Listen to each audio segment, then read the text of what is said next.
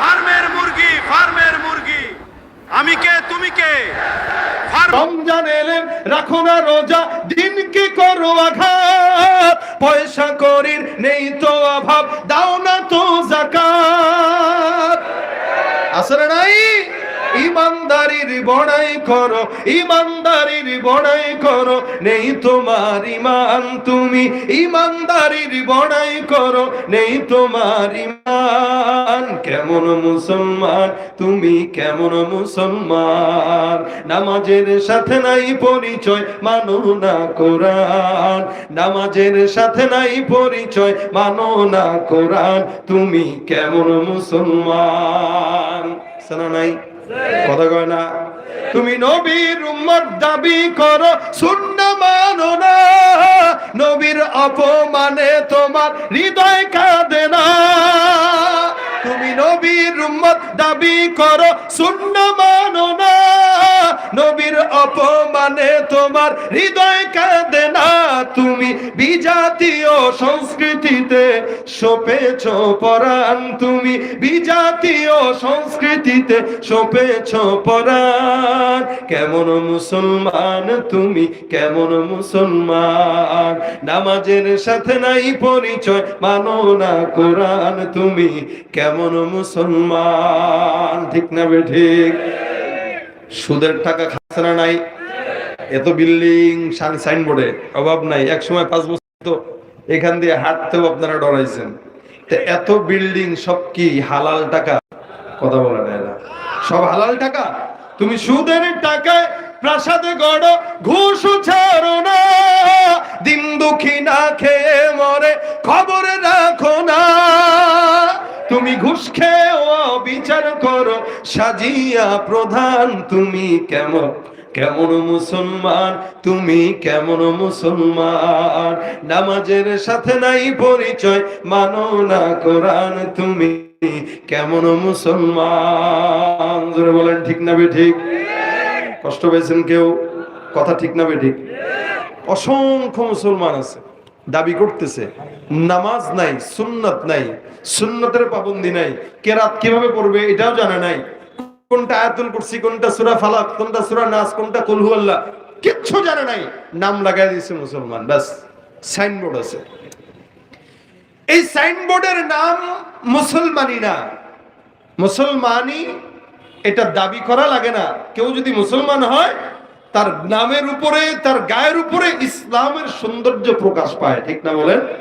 সৌন্দর্য প্রকাশ পায়। তো আমরা আয়াতুল কুরসি এটা জানি, কিন্তু অনেকে মুখস্থ পারি না। একটা মুসলমান দাবি করে কালেমাটাও ঠিক মতো শুদ্ধ করে পড়তে জানে, এরকম মুসলমান আছে। আপনারা কি বলেন? এটা আমাদের চোখে অনেক পড়ে। আমি মুসলমানদের হালত যে কি, এটার জন্য আমি আপনাদেরকে বলতেছি। দেখেন, 2016 সালে সম্ভবত আমি গেছি হজের সফরে। তো ওই সফরে একজন আমাকে বলতেছে যে হুজুর তওয়াফ করছেন? তাই বলছে জি করছি। তো কয়টা? আজকে একটা করছি। আপনারা আলেম ওলামারা, আপনাদের ভিতরে আমলের জজবা নাই। তাই আমি বললাম ভাই দোয়া করেন আল্লাহ যেন জজবা দেয়। একটা তওয়াফ আপনি আলেম হয়ে করলেন, এটা হয়? আমি তো মিয়া 70টা করছি আজকে। তাই আমি বললাম সুবহানাল্লাহ, তো ভালো কথা। তার টাইমটা কেমনে মিলাইছেন? 70টা তওয়াফ তো অনেক কঠিন বিষয় না। 70 তওয়াফ মানে কি? ও তো সারাদিন করা লাগবে। পা তো ঠিক থাকার কথা না, পা তো ফেটে যাওয়ার কথা। তা আমি বললাম ভাই 70 তওয়াফ করছেন আপনি, কিভাবে করছেন 70 তওয়াফ? আল্লাহু আকবার। আপনার মতো ঈমান যদি আমার থাকতো, আমিও যদি করতে পারতাম। আমার জানতে মন চায় কিভাবে করছেন। আমার একটু মন সন্দেহ হইলো, এই 70 তওয়াফটা একদিনে কিভাবে করলো? বিশাল বড় হাজী সাহেব। এখন আমি বললাম কেমনে তওয়াফ করছেন একটু বলেন। তো সে আমারে বলতেছে কেন আপনি জানেন না তওয়াফ কেমনে করে? আমি বলি না, এরপর আপনার থেকে সহজ পন্থাটা আমার শেখা দরকার। আপনি কিভাবে করছেন? 70 তওয়াফ যদি আপনার থেকে সহজ পন্থায় আমিও শিখতে পারি, তা আমিও করলাম। এনে আমার শিখাইতেছে। এই যে সবুজ বাতি দেখছেন না, ওখান থেকে 1 চক্কর দিয়ে 1 তওয়াফ, 2 চক্কর দিয়ে 2 তওয়াফ, 3 চক্কর দিয়ে 3 তওয়াফ। এরকম করে 70টা চক্কর দিছে, 70টা তোয়াফ হয়েছে। সুবহানাল্লাহ কইবেন না নাউজুবিল্লাহ কইবেন? কথা বলে না এরা। আপনারা বুঝেন নাই মনে হয়। আপনারা জানলে বলেন তো, এক তোয়াফে চক্কর কয়টা? এই যে মুসলমানের সংখ্যা এখন কমে গেছে। আওয়াজ কি নাই না পারেন না? কোনটা জোরে বলেন, কয়টা? আরো জোরে বলেন, কয়টা? আওয়াজ আছে তো আপনাদের? তো কথা না বললে তো আমি মনে করব আমি কবরস্থানে ওয়াজ করতেছি। ঢাকা শহরের যদি হালত এই হয় তা কেমন হবে? একটা তওয়াফের জন্য চক্কর কয়টা শর্ত? 7টা। এবং 7টার ভিতরে ওই 7টা অনেক সময় করে একদম 7 চক্করে এসে করে কি ওই সবুজ বাতির কাছেও যায় না, এদিক দিয়ে আগে বের হয়ে যায়, ওই পর্যন্ত যায় না, তো তওয়াফ হয় না। তো এখন এই লোক 7টা চক্কর না 70টা চক্করে 70টা তওয়াফ হিসাব করছে, আর আমারে কইতেছে আপনাকে ইমানের জজবা নাই। আমি কইলাম আজি সাহেব হজ কি এমনি করছেন? কাকে আমি কি ভুল করছি? আল্লাহু আকবার। তওয়াফ তো এক চক্করে এক তওয়াফ না, 7 চক্করে এক তওয়াফ। কি বলেন? হ্যাঁ, আপনার তো একটা তওয়াফও আল্লাহর আরশ পর্যন্ত গেছে কিনা আমি জানি না। আপনি তো আমাদের ভালো কথাই বলছেন, আমাদের জজবা কম, দোয়া করেন, বাকি আপনার তওয়াফটাও ঠিক করেন। এই হলো মুসলমানের হালত। মুসলমান হজ করতে যাচ্ছে, উমরা করতে যাচ্ছে, তওয়াফ কিভাবে করবে এটা জানা নাই, সূরা কিভাবে শিখবে এটা জানা নাই। মসজিদে নববীতে যেয়ে দেখি ইমাম সাহেব কোথায় আর মুসল্লি কোথায়। ইমাম দাঁড়ায় এক জায়গায় আর মুসল্লি ইমামের থেকে মোটামুটি 70 গজ সামনে যায় দাঁড়ায় নামাজ পড়তেছে। হালত এই। যারা গেছেন তারা জানেন মসজিদে বেলালের ওদিকে হোটেল, এখন ওখান থেকে দৌড়তেছে ইমাম সাহেব বলতেছে আফালা ইয়ালামু ইযা বুসিরা মা ফিল কুবুর ওয়া হুসিলা মা ফিস সুদুর ইন্না রাব্বাহুম বিহিম ইয়াওমাইযিল লাখাবির। দেখবেন এই আয়াত যখন মানুষ কিছু জানে, 3 আয়াত যখন দেখে মাত্র শেষ হবে, এবার দৌড় দেয় লুঙ্গি খুলে, কোনো মতে রুকুটা ধরা দরকার। এই বান্দারাও দৌড় দিতে চিন্তা করে ইমামের পিছনে ধরতে গেলে তো আমার যাইতে হবে বহু দূরে, যেখানে পাইছি এখানে দাঁড়াই। এখন দাঁড়ায় গেছি ইমামের সামনে, এটাও জানে না যে ইমামের সামনে দাঁড়াইলে তার নামাজ আর নাই।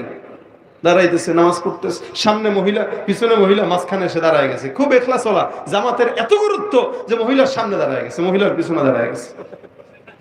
তার যে নামাজ হচ্ছে না এটাও জানে না, দাবি করতেছে মুসলমান। এই সমাজের ভিতরে 90% মুসলমানের ইসলাম সম্পর্কে জ্ঞান ঠিক মতো নাই। একটা মানুষ দেখবেন 100-র ভিতরে 99 অথবা 95% মুসলমানের ইমাম সাহেবের পিছনে পড়তে হয় কি আর পড়তে কি হয় না, সূরাটাও পর্যন্ত শুদ্ধ নাই। এরা মুসলমান দাবি করে ঠিক, আমি বলবো এরা মুসলমান দাবি করতে পারে মাগার মুসলমান হতে পারে না। তুমি রমজান এলে রাখো না রোজা, দিনকে করো আঘাত, পয়সা করির নেই তো অভাব, দাও না তো যাকাত।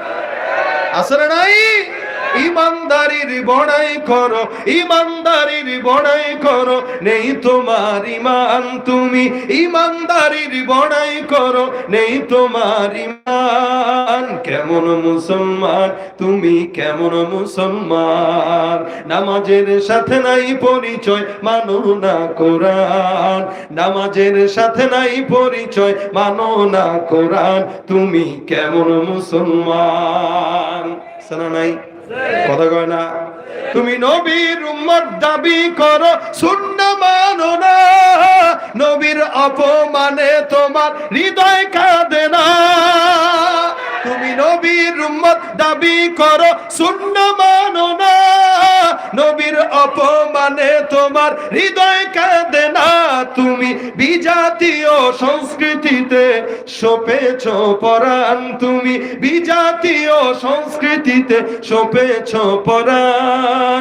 কেমন মুসলমান তুমি, কেমন মুসলমান, নামাজের সাথে নাই পরিচয়, মানো না কোরআন, তুমি কেমন মুসলমান। ঠিক না বে ঠিক? সুদের টাকা খাচ্ছে না নাই? এত বিল্ডিং সাইনবোর্ডে অভাব নাই। এক সময় 5 বছর তো এখান দিয়ে হাঁটতেও আপনারা ডরাইছেন। এত বিল্ডিং সব কি হালাল টাকা? কথা বলে না, সব হালাল টাকা। তুমি সুদের টাকায় প্রাসাদে গড়ো, ঘুষ ছাড়ো না, দিন দুঃখী না খেয়ে মরে খবর রাখো না। তুমি ঘুষ খেয়ে করো সাজিয়া প্রধান, তুমি কেমন কেমন মুসলমান, তুমি কেমন মুসলমান, নামাজের সাথে নাই পরিচয়, মানো না কোরআন, তুমি কেমন মুসলমান। জোরে বলেন ঠিক না বেঠিক? কষ্ট পেয়েছেন কেউ? কথা ঠিক না বেঠিক? অসংখ্য মুসলমান আছে দাবি করতেছে নামাজ নাই, সুন্নাত নাই, সুন্নতের পাবন্দি নাই, কেরাত কিভাবে পড়বে এটাও জানে নাই, কোনটা আয়াতুল কুরসি, কোনটা সূরা ফালাক, কোনটা সূরা নাস, কোনটা কুল হুয়াল্লাহ কিচ্ছু জানে নাই, নাম লাগাই দিয়েছে মুসলমান। বাস সাইনবোর্ড আছে, এই সাইনবোর্ডের নাম মুসলমানি না। মুসলমানি এটা দাবি করা লাগে না। কেউ যদি মুসলমান হয় তার নামের উপরে, তার গায়ের উপরে ইসলামের সৌন্দর্য প্রকাশ পায়, ঠিক না বলেন? সৌন্দর্য প্রকাশ পায়। তো আমরা আয়াতুল কুরসি এটা জানি, কিন্তু অনেকে মুখস্থ পারি না। রাসূল করিম সাল্লাল্লাহু আলাইহি ওয়াসাল্লাম আয়াতুল কুরসির ব্যাপারে বান্দাকে সুসংবাদ শুনাইছেন। অনেক উলামা একরাম বলে এটা একটা ইসমে আজম, ইসমে আজমের মতো কাজ করে, এটা পরে আল্লাহর কাছে চান। কারণ আয়াতুল কুরসির শুরুতে এমন দুইটা নাম আছে যে দুইটা নাম আল্লাহর কাছে অনেক পছন্দের। এই দুইটা নামের উসিলায় যদি কেউ আল্লাহর কাছে চায় তো আল্লাহ পাক বান্দার সমস্ত চাহত পূরণ করে দেন। সুবহানাল্লাহ। আল্লাহু লা ইলাহা ইল্লা হুয়াল হাইয়ুল কাইয়্যুম, হাইয়ুল কাইয়্যুম। রাসূল দোয়া করতেন ইয়া হাইয়্যু ইয়া কাইয়্যুম, ইয়া হাইয়্যু ইয়া কাইয়্যুম। এক সাহাবী নামাজের পর দোয়া করতেছে, হাত উঠায়, তো রাসূল বলতেছেন এই সাহাবী যেই দুইটা নামের উসিলায় চাইছে, আল্লাহ পাক এই দুই নামের উসিলায় চাওয়ার কারণে ওই সাহাবীর সমস্ত হাজত পূরণ করে দিবেন। সুবহানাল্লাহ। এই দুইটা নাম ইয়া হাইয়্যু ইয়া কাইয়্যুম আমরা অনেক সময় চাই, ইয়া হাইয়্যু ইয়া কাইয়্যুম বিরহমাতিকা নাস্তাগীস, ইয়া হাইয়্যু ইয়া কাইয়্যুম বিরহমাতিকা নাস্তাঈন। এই দুইটা নামের উসিলায় চান। আল্লাহ পাক রব্বুল আলামিনের হাবিব মুহাম্মদুর রাসূলুল্লাহ সাল্লাল্লাহু আলাইহি ওয়াসাল্লাম কাব ইবনে মালিক রাদিয়াল্লাহু তাআলা আনহুকে বর্ণনা করেন। কাব ইবনে মালিক রাদিয়াল্লাহু তাআলা আনহুকে ডাক দিয়া জিজ্ঞাসা করেন, হে কাব, কোরআনের অসংখ্য জ্ঞান আল্লাহ পাক রব্বুল আলামিন তোমাকে দান করলেন, বলো তো কোরআনের সূরা ফাতিহা থেকে নিয়ে নাস পর্যন্ত এমন একটা আয়াত বলো যে আয়াতটা মর্যাদার দিক থেকে, কল্যাণের দিক থেকে, সম্মানের দিক থেকে সবচাইতে বেশি একটা আয়াতের নাম বর্ণনা করো। কাব ইবনে মালিক অনেক বড় জ্ঞানী ছিলেন, আলেম ছিলেন, যার নাম আল্লাহ পাক রব্বুল আলামিন নিজেই মুখে উল্লেখ করেছেন। রাসূল করিম সাল্লাল্লাহু আলাইহি ওয়াসাল্লামকে আল্লাহ পাক ডাক দিয়া বলেন, ইয়া রাসূলুল্লাহ, আপনি নিজে কাব বিন মালিককে আপনার জবান দিয়ে তেলাওয়াত করে শোনায় দেন। আল্লাহ নবী সাল্লাল্লাহু আলাইহি ওয়াসাল্লাম ডাক দিয়ে বলেন, কাব বিন মালিক, আল্লাহ পাক রব্বুল আলামিন আমাকে তোমাকে কোরআন তেলাওয়াত করে শোনানোর জন্য আদেশ করেছেন। কাব ডাক দিয়ে বলেন, ইয়া রাসূলুল্লাহ, আল্লাহ পাক রব্বুল আলামিন আমার কাছে আপনি যে কোরআন তেলাওয়াত করে শোনাবেন, এই আমার নামটাকে আল্লাহ পাক নিজের জবান দিয়ে উচ্চারণ করেছেন। রাসূল ডাক দিয়ে বলতেছেন, হে কাব, আমার আল্লাহ পাক রব্বুল আলামিন তোমার নামটা আল্লাহ পাক রব্বুল আলামিনের কুদরতি জবান দিয়ে উল্লেখ করেছেন। কাব বিন মালিক সঙ্গে সঙ্গে চোখের পানি ছেড়ে ডাক দিয়ে বলেন, ইয়া রাসূলুল্লাহ, আমার তো এর চাইতে সম্মানের আর কোনো জিনিস বাকি নাই যে আমার মতো একটা নাখান্দা বান্দার নাম আমার আল্লাহ রাব্বুল আলামিন নিজের জবান দিয়ে উল্লেখ করেছেন। বলেন সুবহানাল্লাহ। যেখানে আল্লাহ পাক রব্বুল আলামিন নিজেই কাবের নাম উল্লেখ করেছেন, এই কাব বিন মালিককে পয়গম্বর ডাক দিয়া বলেন, এ কাব, তুমি বর্ণনা করো কোরআনের মধ্যে এমন একটা মর্যাদাবান কোন আয়াত আছে কিনা।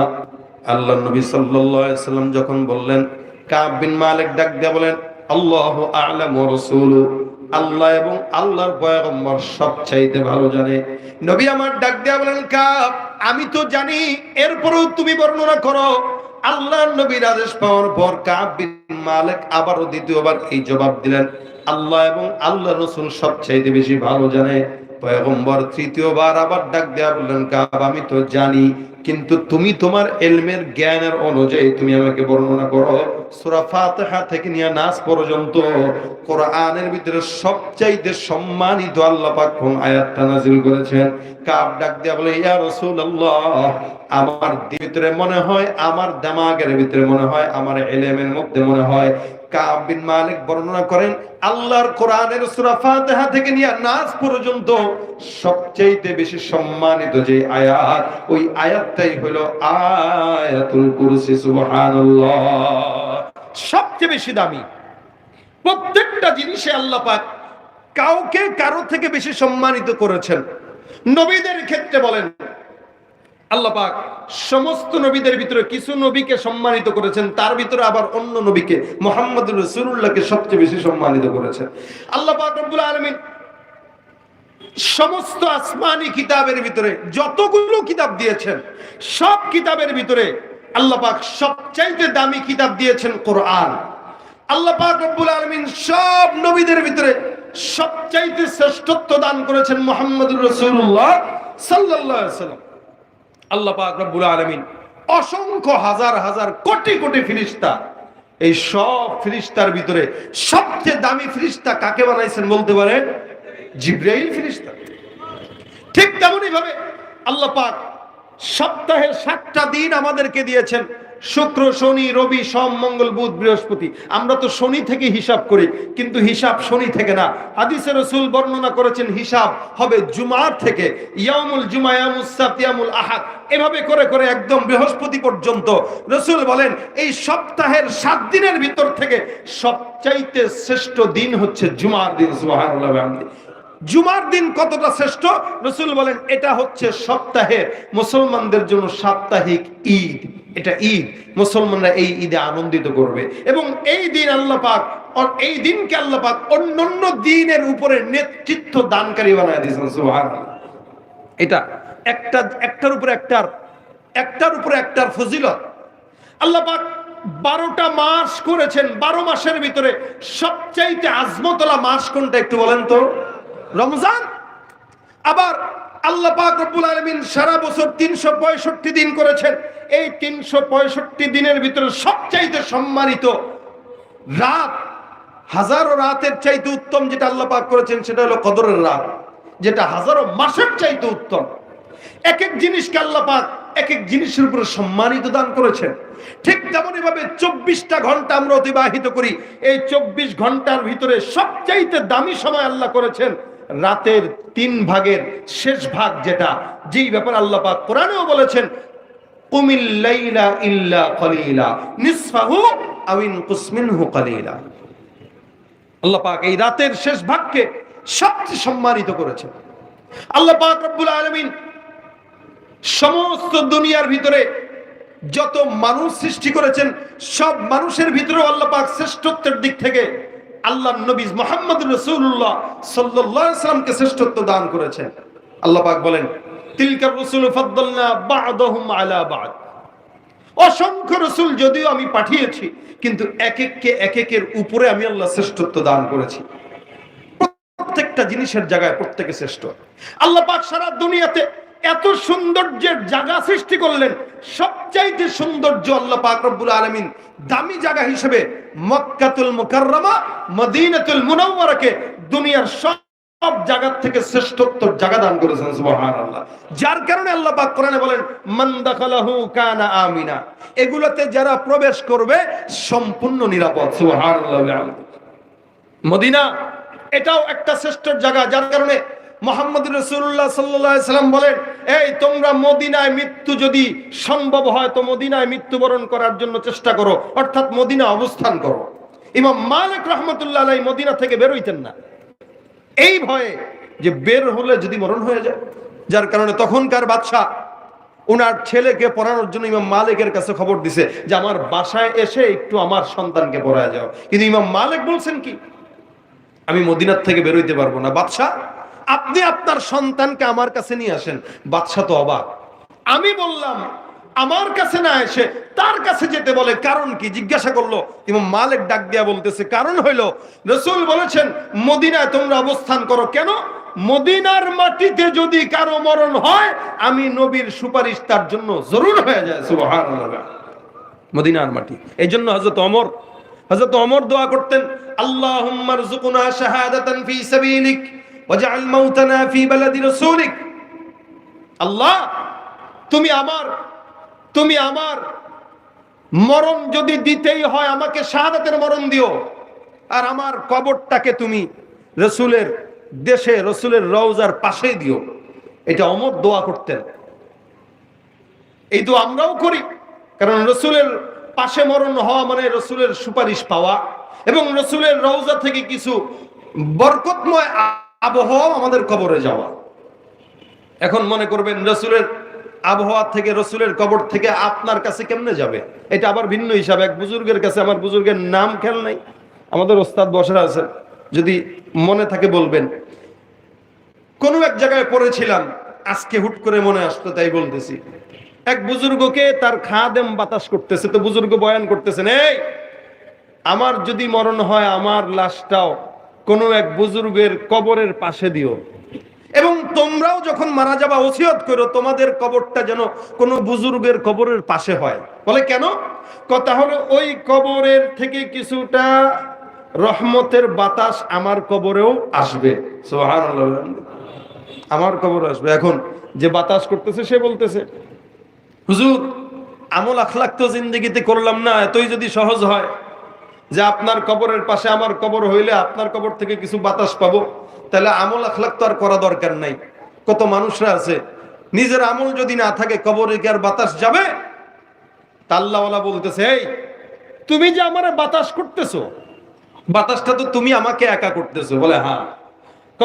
এই আশেপাশে যারা আছে তোমাদের গায়ে কি লাগে? বলে জি লাগে।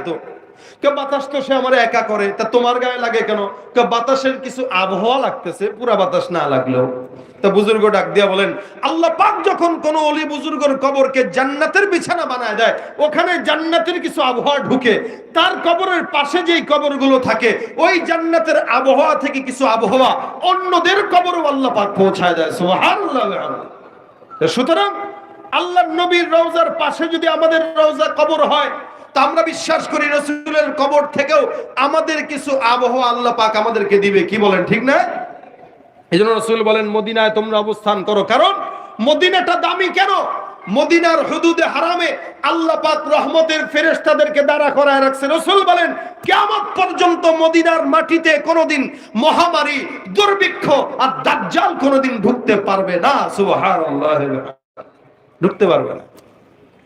এজন্য এগুলো দামি। আল্লাহ পাক কত সৌন্দর্যের জায়গা দিয়েছেন, কিন্তু পৃথিবীতে সবচাইতে দামি জায়গা মক্কাতুল মুকাররমা, মদিনাতুল মুনাওয়ারা। এই জায়গাগুলো আপনাকে যদি কিয়ামত পর্যন্ত, আপনি গেলেন দুবাইয়ের বুর্জ সুলতানে গেলেন, খলিফায় গেলেন দেখার জন্য, একবার দুইবার তিনবার দেখবেন, ভালো লাগবে না চোখে। মালয়েশিয়ার কেএলসি টাওয়ারে গেলেন, ভালো লাগবে না দেখতে। কিন্তু আল্লাহর ঘর বাইতুল্লাহ, ইন্না আউওয়ালা